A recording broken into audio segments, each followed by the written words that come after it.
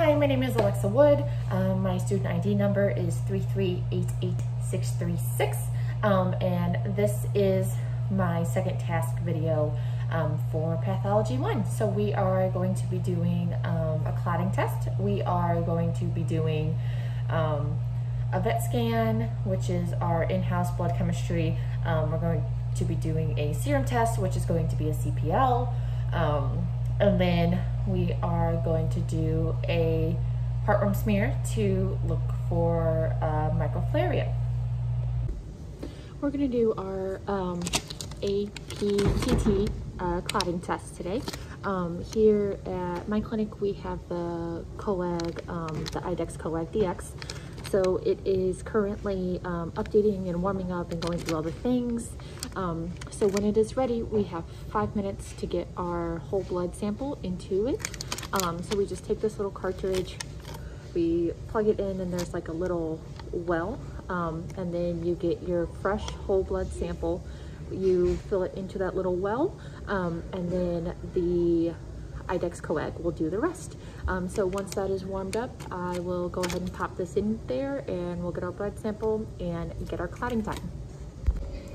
Okay, so I put our patient into the computer. The IDEX coag ready. This is what our cartridge looks like. This is the little well that the whole blood is going to go into. So after I insert this and it clicks, it'll do it's buffering, it's heating, it's thinking, and then once it tells me it's ready to go, I will go poke our patient, get a little bit of blood, and then top off this little well. Between the cartridge being ready and getting blood over here quick, we have about 5 minutes before it kicks us out. So put that in, click, priming, warming.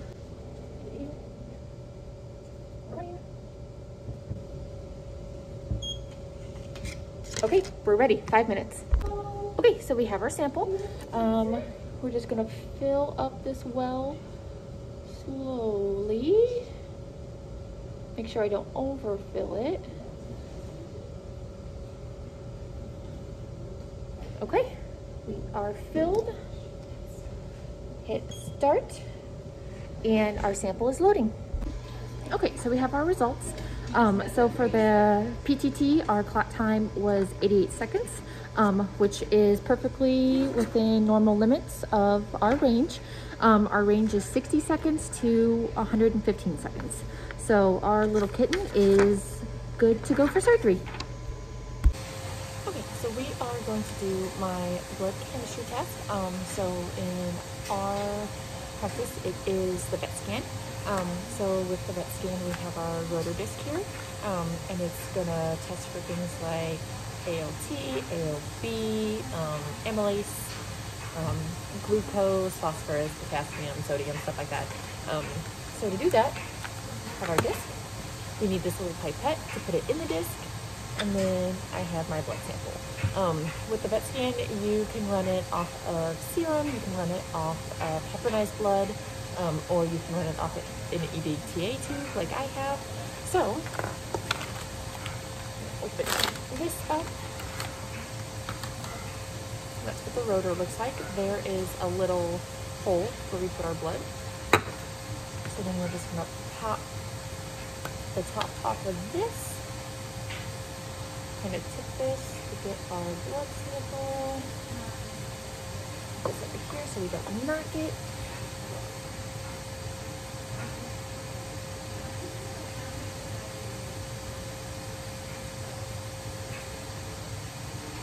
Okay, so we take this off and toss this away.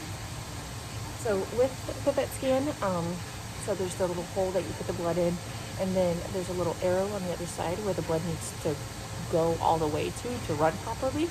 So you want to make sure you get it all the way over. So now we'll hit analyze. It'll open our drawer. Just put that in, close. It'll start running. And then, so this is for a dog. Yeah. So we hit dog, and then her name is Ember. So E-M-B-E-R.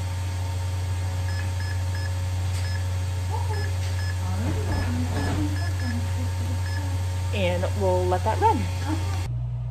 Okay, so so my vet scan is done, and I have our results. So this is what our results look like. Of course, that's everything it tests for. Then it tells us if the sample was a little bit hemolyzed, lipemic, acidic, etc.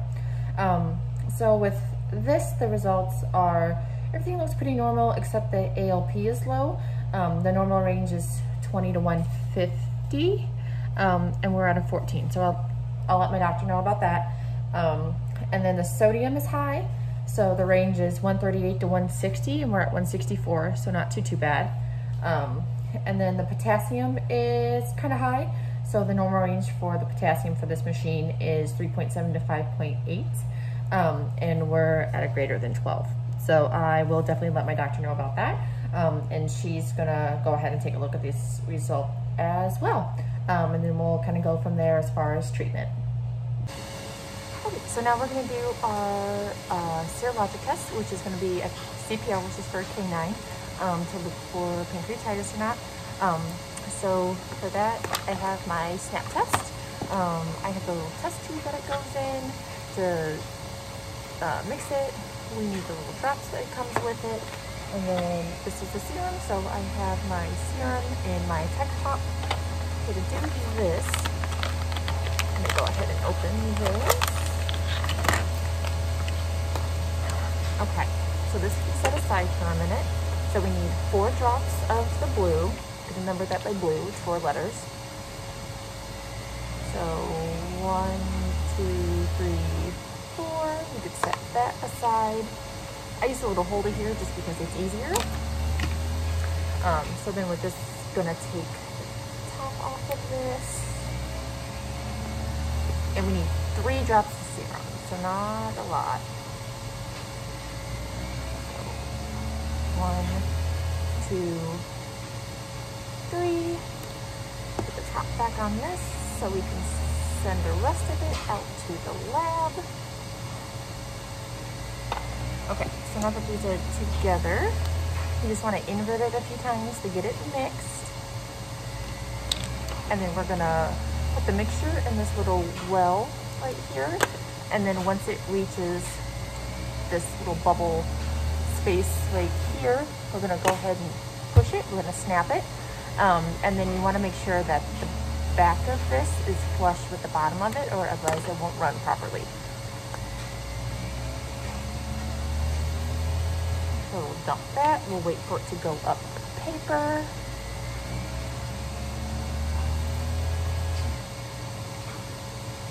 And then after we snap this, we'll put it in our IDEX snap machine, where the timer will run for 10 minutes, and then it will print out the result to the printer and let us know if the test was normal or abnormal. So we're almost there.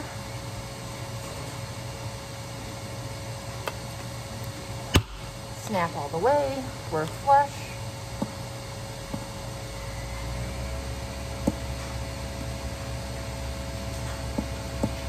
Turn this to CPL. Pop that in like that. And we are running. Okay, so my CPL is done running. Like I said, we put it into the snap machine. It runs for 10 minutes and then it'll print out the result for us. So this is what our results look like. So our results are completely normal. Completely normal. Yay, no pancreatitis. Okay, so we are going to do my heartworm smear. We're going to look for microfilariae. So in order to do that, I have my slide, I have my cover slip, and then I have my sample of blood that came out of an EDTA tube. And so in order to do that, we are going to put a drop in the middle of the slide, and then we're going to look at it under the microscope. You want to scan the whole slide in like a pattern, like an S kind of pattern, to make sure that you get the whole slide and you don't miss any microfilariae. There is something that looks like microfilariae. It's called Dipatonemia reconditatum. I've been trying so hard, I butchered that, I'm so sorry. But the way that you can tell them apart is the microfilariae are straight, and then the dipatonemia are at the very end. They kind of curl at the end. They're not pinned straight. They're like, and then curl. So let's see if we have any microfilariae going on.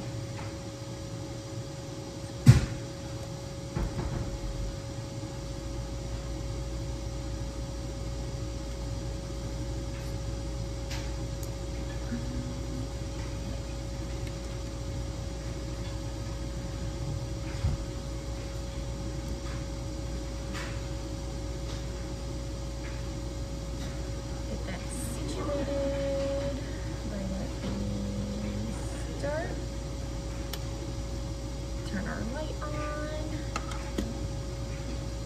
Start here on our lowest.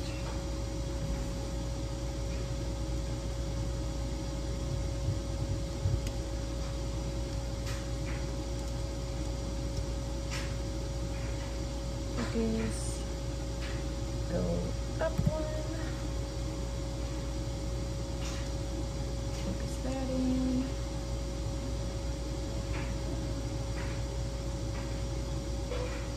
Go up one more.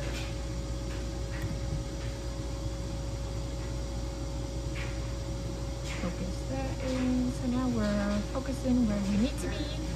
So I'm just gonna do a quick scan for the video, and then I'll do a more thorough scan after the video. So you just wanna go in that little S pattern, like I said. And you want to make sure you go all the way to the edges as well. Move over a little bit, go down.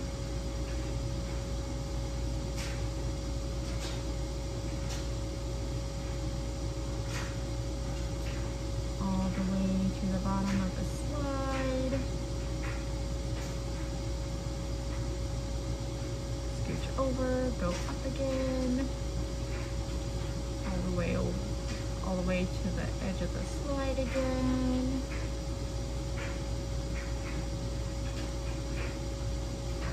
Okay, so just from doing a couple passes, I don't see any microfilariae. I don't see any of the dipatonemia. So I'm gonna finish off this slide and make sure that there's no microfilariae on it. Hello, my name is Stephanie Hagler, CBT. I'm Alexa's preceptor.